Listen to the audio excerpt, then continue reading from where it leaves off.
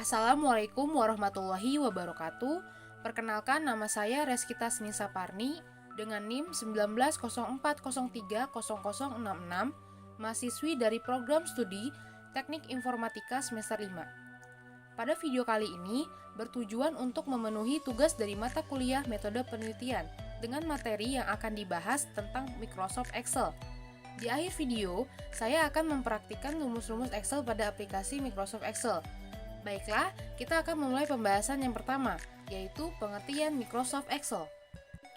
Microsoft Excel adalah sebuah program atau aplikasi yang merupakan bagian dari paket instalasi Microsoft Office, berfungsi untuk mengolah angka menggunakan spreadsheet yang terdiri dari baris dan kolom untuk mengeksekusi perintah.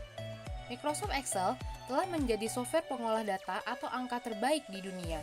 Selain itu, Microsoft Excel telah didistribusikan secara multi-platform. Microsoft Excel tidak hanya tersedia dalam platform Windows, Microsoft Excel juga tersedia di macOS, Android, dan Apple. Selanjutnya, kita akan membahas sejarah Microsoft Excel. Microsoft Excel pertama kali diluncurkan pada tahun 1985, namun hanya tersedia untuk sistem operasi macOS atau Macintosh, dan itu pun masih hanya bernama Excel tanpa Microsoft di depannya. Pada awal peluncuran Excel tersebut, Microsoft sempat dituntut perusahaan-perusahaan lainnya yang juga bergerak pada bidang finansial yang juga mengeluarkan produk yang dinamai Excel. Pada akhir tuntutan itu, Microsoft dikalahkan perusahaan tersebut dan barulah sepenuhnya berganti nama menjadi Microsoft Excel. Setelah penuntutan itu, Microsoft tidak terlalu mengambil masalah itu. Malah akhirnya, pihak Microsoft membeli nama software dari perusahaan penuntut tersebut untuk memastikan tidak ada masalah persoalan nama Excel di kemudian hari. Pada tahun 1987, Microsoft meluncurkan Excel untuk sistem operasi Windows yang dinamakan Excel versi 2.0. Microsoft Excel berhasil mendahului pesaing beratnya pada waktu itu untuk jenis aplikasi sejenis, yakni Lotus 1, 2, 3 yang terlambat mengeluarkan versi Windows-nya dan masih menggunakan MS-DOS. Pada tahun 1988, Excel akhirnya berhasil total menggeser pesaingnya itu dan menjadi salah satu software spreadsheet yang sangat populer dan handal di pasaran. Ketika pertama kali dibundel ke dalam Microsoft Office pada tahun 1993, Microsoft pun mendesain ulang tampilan antarmuka yang digunakan oleh Microsoft Word dan Microsoft PowerPoint untuk mencocokkan dengan tampilan Microsoft Excel, yang pada waktu itu menjadi aplikasi spreadsheet yang paling disukai. Keberhasilan Microsoft ini membuat mereka selalu berkembang dan terus mengeluarkan versi-versi terbaru sampai sekarang. Sejak tahun 1993, Excel telah memiliki bahasa pemrograman Visual Basic for Application atau VBA yang dapat menambahkan kemampuan Excel untuk melakukan automatisasi di dalam Excel dan juga menambahkan fungsi-fungsi yang dapat didefinisikan oleh pengguna atau User Defined Function atau UDF untuk digunakan di dalam worksheet. Bahkan, dalam versi selanjutnya, Microsoft menambahkan sebuah Integrated Development Environment atau IDE untuk bahasa VBA Excel, sehingga memudahkan programmer untuk melakukan pembuatan program buatannya. Selain itu, Excel juga dapat merekam semua aktivitas yang dilakukan oleh pengguna untuk menjadi makro, sehingga mampu melakukan automatisasi beberapa tugas. VBA juga mengizinkan pembuatan form dan kontrol yang terdapat di dalam worksheet untuk dapat berkomunikasi dengan penggunanya. Bahasa VBA juga mendukung penggunaan DLL ActiveX COM meski tidak dapat membuatnya. Versi VBA selanjutnya menambahkan dukungan terhadap class modul sehingga mengizinkan penggunaan teknik pemrograman berorientasi objek dalam VBA. Fungsi automatisasi yang disediakan oleh VBA menjadikan Excel sebagai sebuah target virus-virus makro.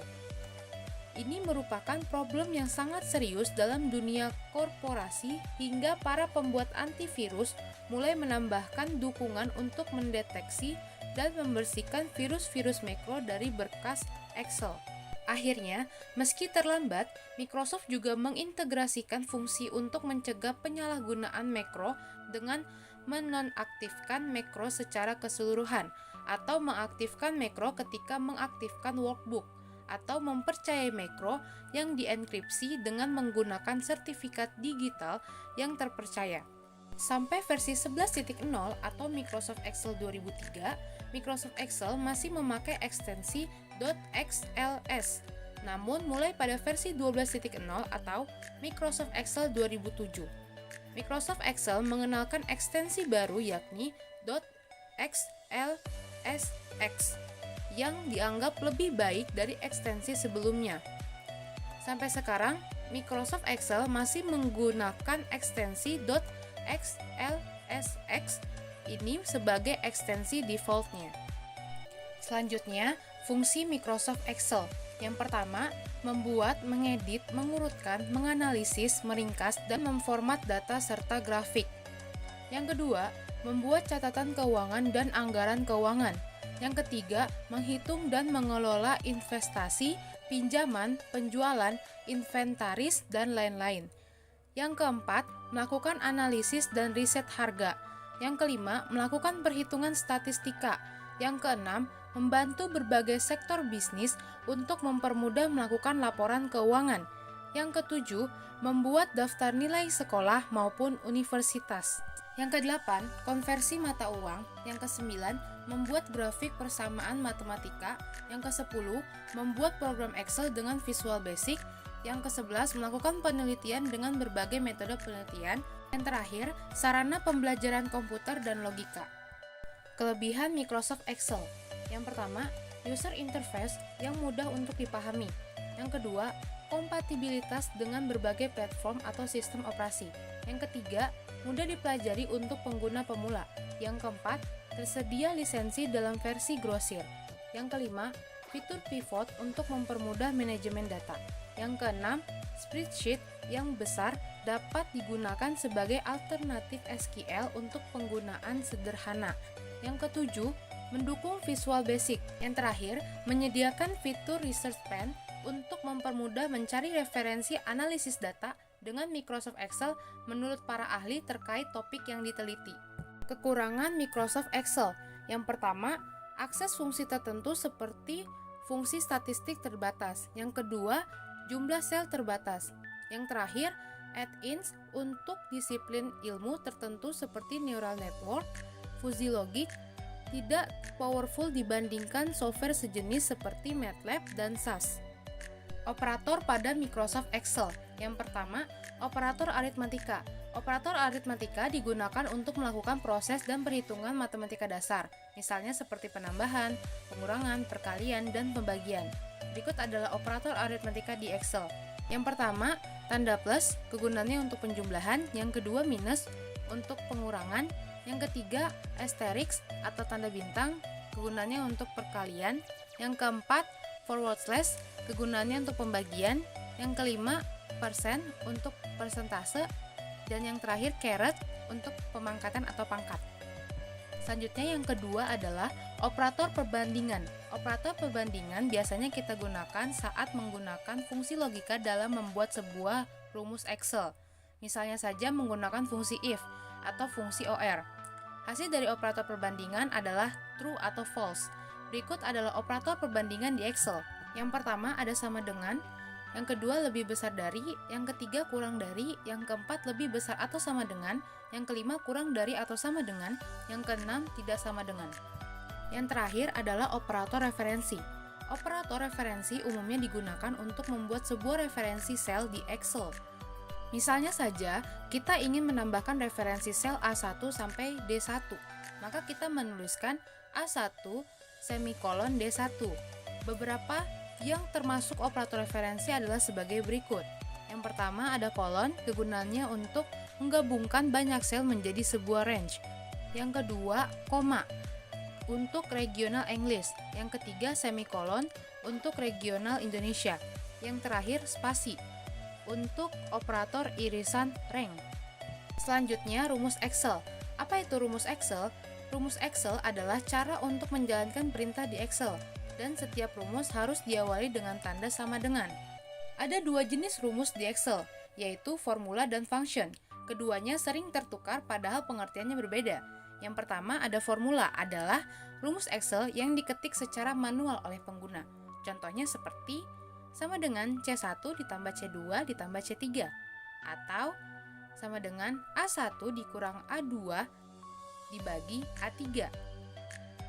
Selanjutnya ada function, merupakan template rumus yang disediakan oleh Excel.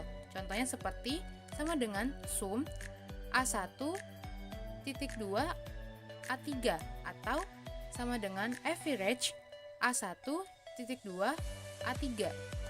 Baiklah, saya akan mempraktikkan rumus-rumus formula dan function pada aplikasi Microsoft Excel. Yang pertama, kita akan membahas formula terlebih dahulu. Sebelum itu kita buat tabel seperti ini dan isikan nilai 1 dan nilai 2 yang akan kita hitung dengan memasukkan formula Excel. Oke, yang pertama kita coba untuk penjumlahan sama dengan A2 ditambah B2. Kita enter sama dengan 7. Selanjutnya pengurangan sama dengan A2 dikurang B2, kita enter sama dengan 3. Untuk perkalian sama dengan 5 dikali 2, kita enter 10 sama dengan 5 dibagi 2, kita enter 2,5. Nah, untuk perpangkatan nilai 1. Untuk perpangkatan nilai 1 kita memakai pangkat 2. Jadi kita klik dulu sama dengan A2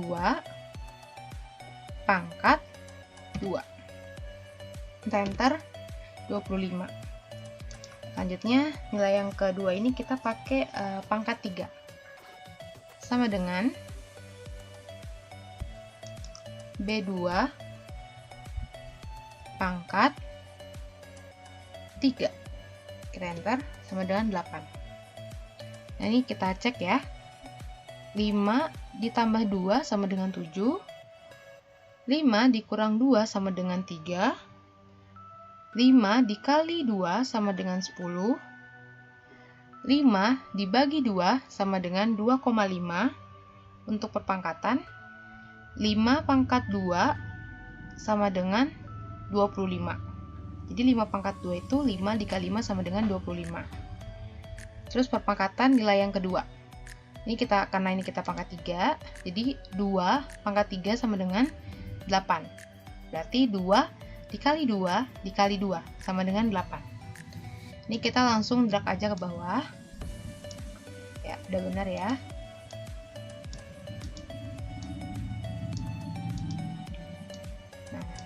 Sampai di perpangkatan nilai kedua.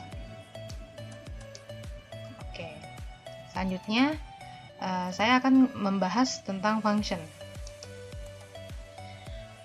Pertama kita buat tabel seperti ini lagi, dan kita masukkan nilai 1 dan nilai 2-nya. Nah, ini kita menggunakan function, berarti pakai template-nya itu sum. Sum ini berfungsi untuk penjumlahan. Kita tinggal klik saja atau drag, kita enter. Nah, 86 ditambah 70 sama dengan 196.